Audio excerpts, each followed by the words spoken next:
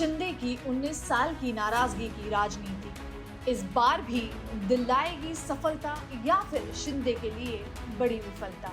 नमस्कार दोस्तों, स्वागत है आपका हमारे चैनल पर। आज हम बात करेंगे महाराष्ट्र की राजनीति के एक बड़े नाम एकनाथ शिंदे की। वो शिंदे जो पिछले 19 साल से अपनी नाराजगी को एक हथियार बनाकर अपनी राजनीतिक सफलता की सीढ़ियां चढ़ते आ रहे हैं। क्या है ये नाराजगी का सिलसिला और कैसे शिंदे ने नाराजगी के हथियार को हर बार अपने फायदे में बदला? आइए डालते हैं एक नजर। महाराष्ट्र की राजनीति में एकनाथ शिंदे का नाम सुनते ही सबसे पहले जो बात सामने आती है वो है उनकी नाराजगी की परंपरा। 19 साल से वे अपनी नाराजगी का खेल खेल रहे हैं और हर बार वो इसमें सफल भी रहे हैं। लेकिन सवाल ये है, क्या इस बार की नाराजगी कहीं उनके लिए घाटे का सौदा तो साबित नहीं होगी, या फिर बीजेपी भी इस बार उनकी शर्तों पर समझौता करेगी? हमारी कहानी की शुरुआत होती है 2005 से, जब एकनाथ शिंदे को ठाणे का जिला प्रमुख बनाया गया था। शिंदे ने उस वक्त अपनी नाराजगी ठाणे के मेयर पद को लेकर जाहिर की थी। इस घटनाक्रम के बाद उनके करीबी राजन बिचारे महापौर बने, लेकिन इसने शिंदे को राजनीति में नया मोड़ दिया। 2006 में एक और विवाद खड़ा हुआ जब सुभाष देसाई को ठाणे का जिला संपर्क प्रमुख बनाया गया। शिंदे ने इस नियुक्ति को लेकर नाराजगी जताई और यही नहीं, उद्धव ठाकरे ने 2007 में देसाई की नियुक्ति रद्द कर दी थी। इस घटना से शिंदे की राजनीतिक पकड़ ठाणे में और मजबूत हो गई। आगे बढ़ते हैं 2009 में, जब लोकसभा चुनाव में शिवसेना की हार के बाद ठाणे को 2 जिलों में बांटकर कल्याण जिले का दूसरा जिला अध्यक्ष बना दिया गया। शिंदे की नाराजगी फिर से शुरू हो गई, लेकिन पार्टी ने उनकी नाराजगी को दूर करने के लिए उन्हें पूरे ठाणे जिले का प्रमुख बना दिया गया और कल्याण जिले का निर्णय वापस लिया गया।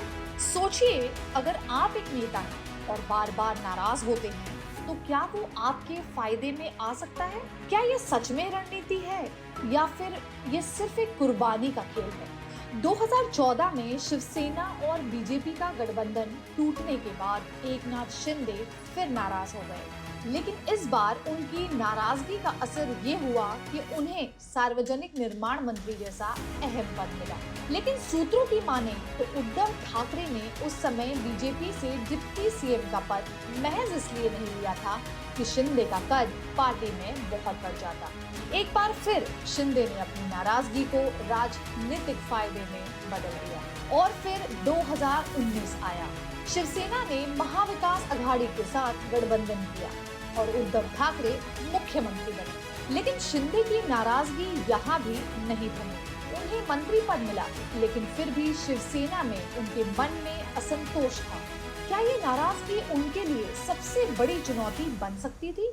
फिर आया 2022, जब एकनाथ शिंदे की नाराजगी ने राजनीतिक भूचाल मचा दिया। शिंदे ने अपने बागी तेवर के जरिए उद्धव ठाकरे की सरकार को गिरा दिया। इसने शिवसेना को 2 टुकड़ों में बांट दिया और पूरी शिवसेना पर भी उनका कब्जा हो गया, जिसने भाजपा के साथ उनकी नई पार्टनरशिप को भी जन्म दिया। इस बगावत ने उनकी राजनीति की दिशा ही बदल दी।